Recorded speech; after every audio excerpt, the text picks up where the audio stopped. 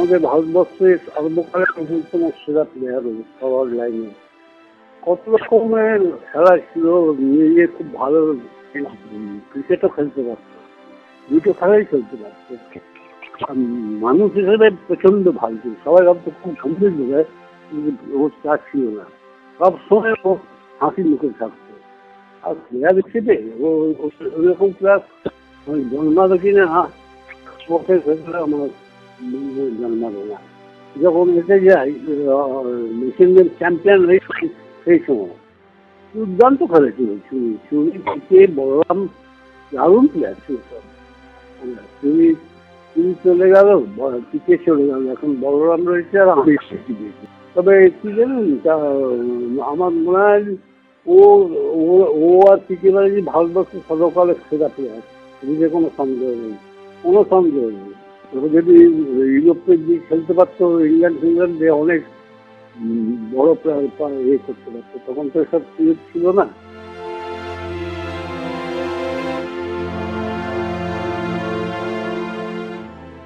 খুব খারাপ টাইম, চুনি পিকে চলে গেল, এবার নেক্সট হচ্ছে আমার বোধহয় টাইম আছে। সবাইকে তো যেতে হবে একদিন না একদিন, কিন্তু এমন টাইমে ওই মিস আপ হয়েছে, এটাকে না হলে তো কত লোক হতো আজকে ওকে এই ফুনারেলে, সেইগুলো সব আজকে কিরকম একটা হয়ে গেল না, এটা রিয়েলি উই আর মিসিং হিম। বিরাট বড় লস এটা আমাদের মধ্যে। এটা আমরা টিমে যেখানে কোনো টিমে থাকলে, ইন্ডিয়ান টিম যতবার যাবে আমরা 3 জন 100% শিওর আমাদের জায়গাতে কেউ নিতে পারবে না, নাম্বার 1। নাম্বার 2 হচ্ছে আমি তো এই গ্রেট লস, মানে এটা মিস করবোই আমি। শুধু আমি মিস করব না, ফুটবলটাও মিস করবে, আজকে ফুটবলটাও মিস করবে, আমাদের ইন্ডিয়ান ফুটবলটাও মিস করবে ওকে।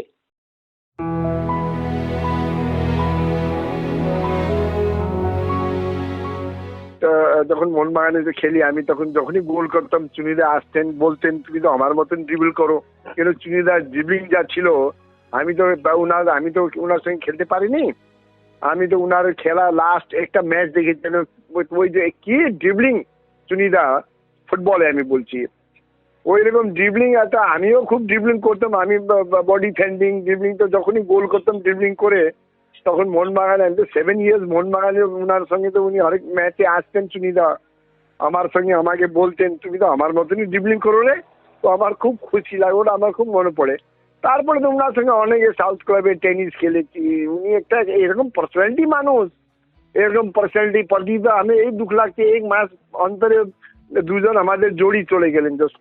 ভাবো কি, এটা সঙ্গে সঙ্গে বন্ধু চলে গেলেন, মতলব দুজন বন্ধু যে আমরা দেখি বন্ধু জড়ি আমরা ভারতবর্ষের মধ্যে দেখেছে, চুন্নি গোস্বামী পিকে বানিয়ে চুন্নি গোস্বামী কি ভগবানের খেলা দেখবো সঙ্গে চলে গেছেন, এটাই বড় এ লাগে।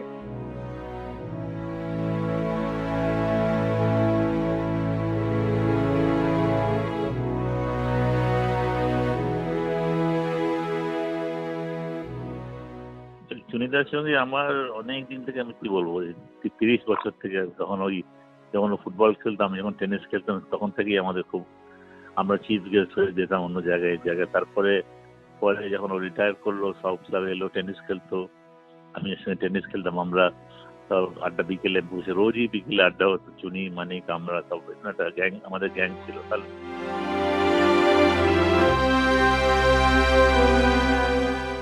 প্রদীপদার মতো মানুষ সেরকম সময় চলে যাওয়াটা, প্রদীপদার শেষ যাত্রাটা যেরকম হয়নি, সিমিলারলি চুনিদার ক্ষেত্রে একই জিনিস ঘটলো। এটা খুব দুর্ভাগ্যজনক। চুনিদা শুধু একজন খেলোয়াড় ছিলেন না, আমি মনে করি চুনিদা একটা ইনস্টিটিউশন বাংলায়। যেমন চুনিদা আমাদের প্রোগ্রামে এসে দাঁড়িয়ে বলতে পারেন যে ইস্টবেঙ্গল ক্লাব একটা পীঠস্থান ফুটবলের, তিনি বলেছেন। এরকম একজন মহৎ মানুষ আমরা সারা জীবন মনে রাখার চেষ্টা করব, যে চুনিদার সম্মান আমাদের মনের ভিতরে চুনিদাকে রাখব, এবং চুনিদা পরিবারের প্রতি আমাদের সেই শ্রদ্ধা থাকবে, আমাদের সেই ভাবনা থাকবে যে ওরা আগামী দিনে তাদের সুস্থ জীবন কামনা করি। চুনিদা চলে যাওয়া একটা ইন্দ্রপতন ক্রীড়া জগতে, আর মোহনবাগানের তো নিজের পরিবারের এক সদস্যকে হারানো। চুনি গোস্বামী আর মোহনবাগান আমি মনে করি সিনোনিমস। চুনিদাকে ব্যাখ্যা করা একটা চুনিদা মানুষের ওপরে, আমি মনে করি চুনিদা কোথাও না কোথাও ভগবানের সাথে একটা কানেকশন ছিল। তো চুনি গোস্বামী শুধু একজন ফুটবলার নয়, একজন ক্রিকেটার, এবং একটা ক্রীড়া জগৎকে উনি একটা অন্য মাত্রায় নিয়ে যেতে পেরেছিলেন। কিন্তু চুনিদা চলে যাওয়াটা, ব্যক্তিগতভাবে চুনিদার সঙ্গে আমার সম্পর্ক অত্যন্ত ভালো ছিল। আমার বিয়েতে এসছেন, আমার 25 বছরের অ্যানিভার্সারিতে এসছেন, ওনার সঙ্গে আমার 90 সাল ওয়ার্ল্ড কাপ থেকে আলাপ, আর এই লাস্ট জন্মদিনেও আমি ওনার বাড়িতে গেছি। সেই জন্য চুনিদা চলে যাওয়াটা আমার নিজের কাছে অত্যন্ত একটা হার্টনিং ব্যাপার, এবং নিজের পরিবারের এক সদস্যকে হারানোর মতো ব্যথা লাগছে।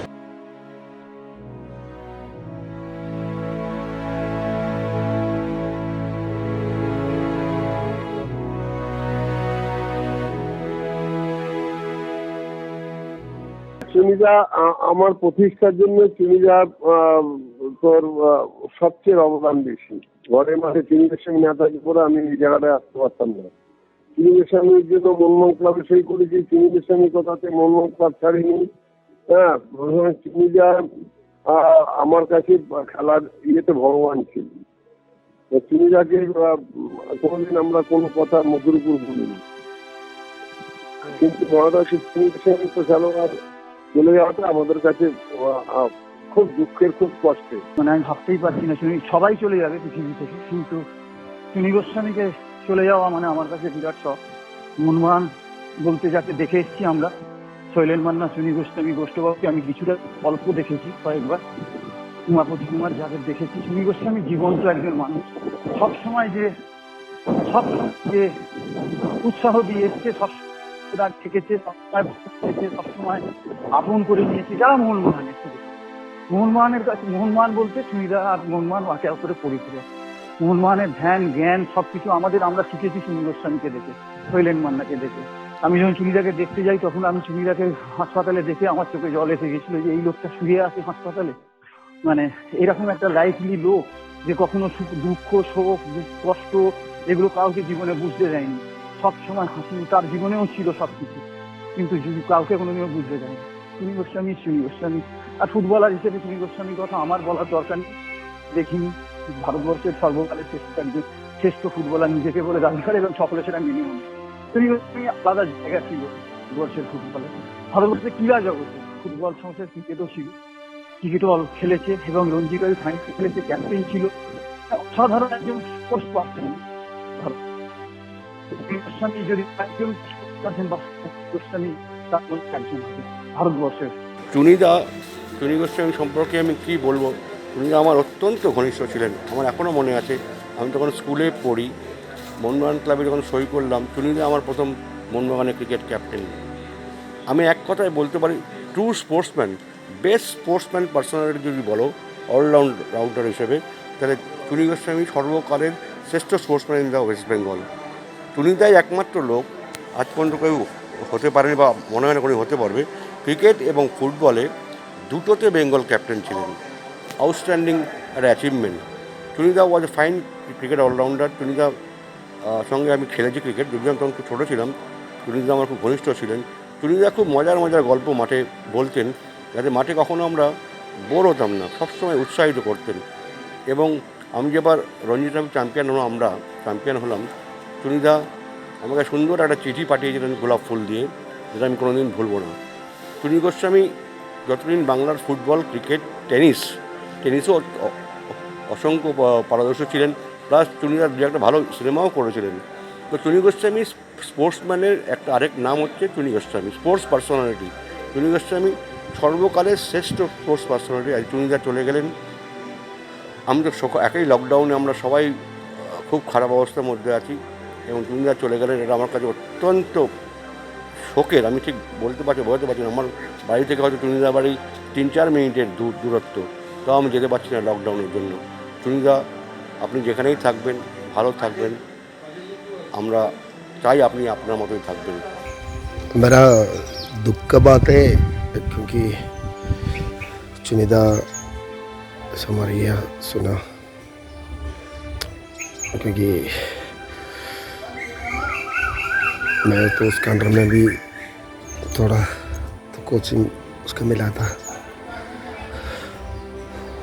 बहुत दुख का बात है, कभी सोचा भी नहीं ऐसा होगा। চুনি গোস্বামী আমি আসলে একটু এখন আমি না খবরটা থেকে আস্তে আস্তে মানে আমি পুরো শাটডাউন করে গেছি খবরটা পাওয়ার পরে। আজকে এতটা ডেভাস্টেটেড লাগছে আমার। কালকে ইরফানের খবরটা থেকেও আমি রিকভার করছিলাম। ওনার সাথে আসলে এই ছবিটা করার আগে, ময়দান করার আগে আমার ওনার সাথে একবার আলাপ হওয়ার গুড ফরচুনটা হয়েছিল। আমি একটি নাটক করছিলাম সুন্দর বলে, মায়ের ডিরেকশনের আন্ডারে। উনি ওটা দেখতে এসেছিলেন। তখন ওটা হয়তো 3 বছর 3.5 বছর আগে হবে। এবং তখন ওনার হেলথটা একটু বেটার ছিল, যদিও তখন উনি হুইল চেয়ারেই এসেছিলেন। কিন্তু ওনার সাথে তখন আলাপ হয় আমার, এবং উনি আমায় বলেন যে ওনার আমার পারফরমেন্স ভালো লাগে। এবং আমার এখনো মনে আছে আমি ওনার সাথে হ্যান্ডশেক করেছিলাম। এবং আমি তো ওনার গল্প শুনেছি, আমি ওনার খেলা তখন তো আমি তো জন্মাইনি, তখন ওনার খেলা দেখতে পাইনি, টেলিভিশনে হোক বা মোহনবাগানের মাঠে হোক। তো আমি গল্প শুনেছি বাবার কাছ থেকে, মায়ের কাছ থেকে, মামাদের কাছ থেকে। তো তারপরে এই ছবিটা পাওয়ার পরে আবার করে যখন ওনার থ্রু দিয়ে আমার সবচেয়ে প্রিয় খেলাটা যখন আবার মানে almost fail in love with football. আবার ওনার টেকনিক, ওনার জীবনী ব্যাপারে মানে আস্তে আস্তে যখন জানছিলাম। তো যেহেতু আমি বম্বেতে ছিলাম ওনার সাথে, আমাদের ছবিটা এখনো শেষ, একটু শুটিং বাকি আছে। তো ওনার সাথে দেখা হয়নি এর মধ্যে আমাদের, কারণ আমরা শুটিং এ লেগে পড়েছিলাম। কিন্তু এবং আমি যতদূর মানে শুনেছিলাম যে ওনার একটু হেলথটাও যেহেতু একটু ডিটোরিওরেট করছিল, উনি অত বেশি সবার সাথে খুব সহজে দেখাও করছিলেন। তো আমি যেহেতু কলকাতায় ছিলাম না, আমি ওই সুযোগটা পাইনি।